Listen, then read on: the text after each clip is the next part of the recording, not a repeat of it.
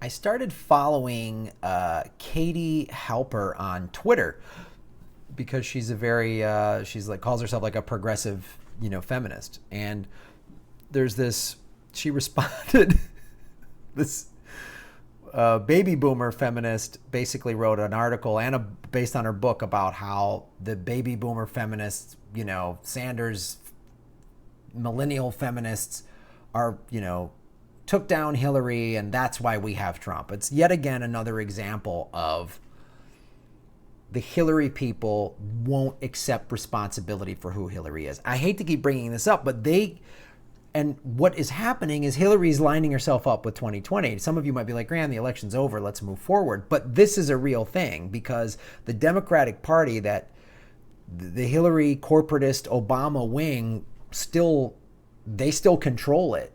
And it's articles and books like this. I did a video last week about a Hillary biographer, a guy who worked on her campaign. He came out with that book recently, and it was like she just wouldn't, she didn't connect with people. And I was like, well, good, finally someone within her campaign is saying that, because if everybody keeps, some of these Hillary supporters just refuse to take responsibility for anything.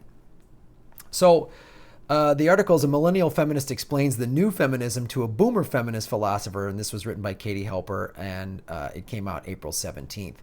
And there was a Susan Bordo had a op-ed piece in The Guardian, The Destruction of Hillary Clinton, Sexism, Sanders, and the Millennial Feminists, based on her book, The Destruction of Hillary Clinton. And it seeks to explain how the most qualified candidate ever for president lost the seemingly unlosable election.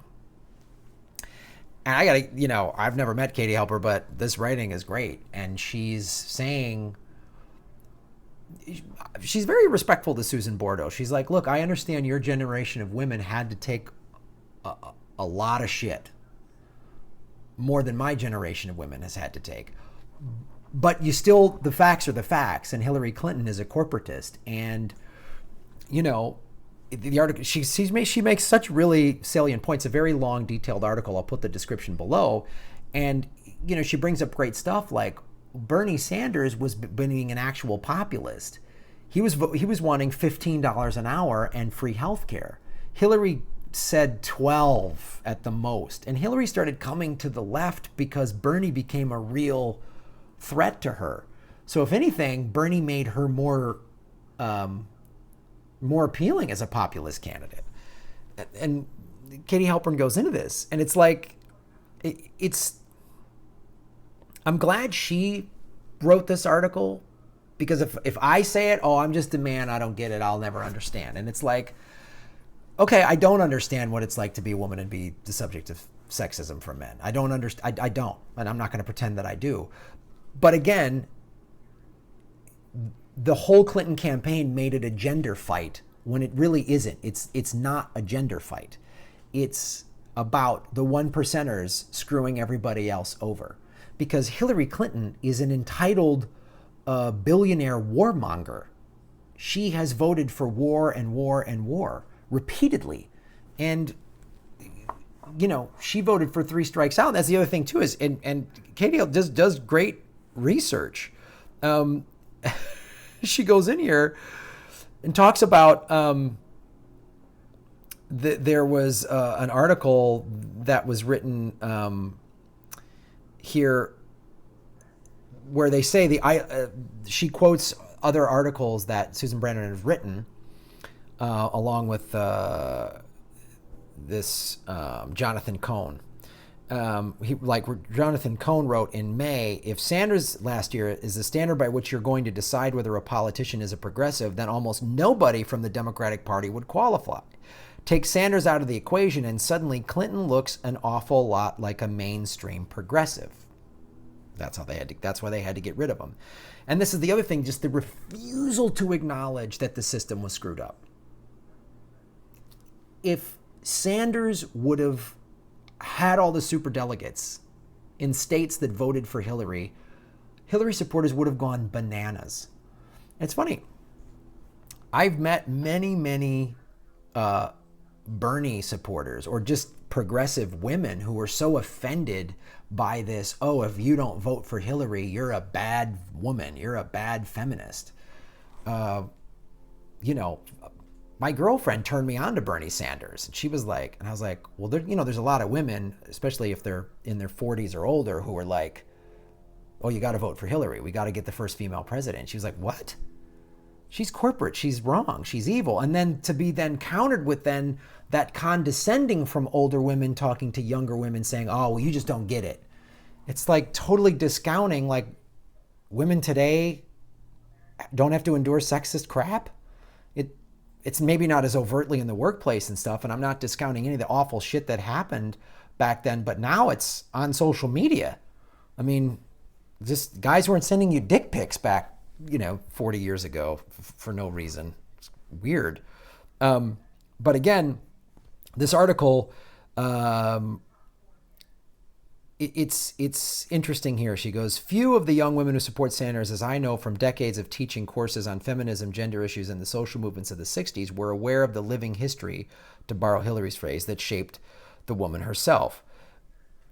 That's what that's what Susan Bordo wrote. So then Halper responds to that. Could these young women have based their preference for Sanders on their own realities and living histories?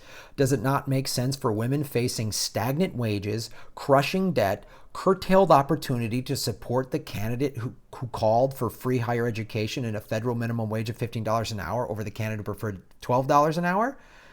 Right. And this is the point here, because if you're an older, established, if you've had a successful career, then again, it's that book that the other guy wrote who worked inside the campaign. Hillary believes in the system, believes in the establishment. Yeah, because she's benefited from it. You're younger now. You're seeing the system doesn't work.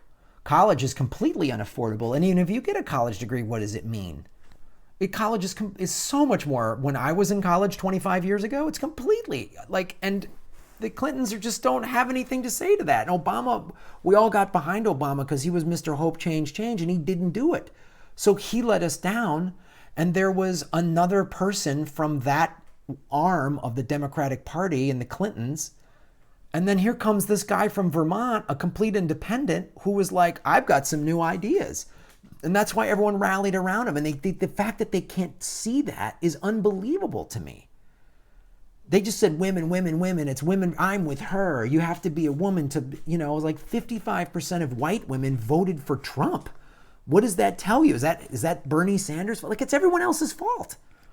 It's unbelievable. And it's a really, I suggest reading the entire article and follow Katie Halper online. And I'll read the closing paragraph of her piece here. Again, super respectful, but just basic, but also calling this woman out on facts. She writes, young women owe your generation of feminists much, but you owe us honesty, respect, and compassion. That's the other thing, that a lot of those Hillary women were just rude, and they would just talk down to anyone younger, so condescending to them, because it was like, I'm next, Hillary's next, I'm with her, me, that Clinton narcissistic can't ever apologize or admit you're wrong insanity.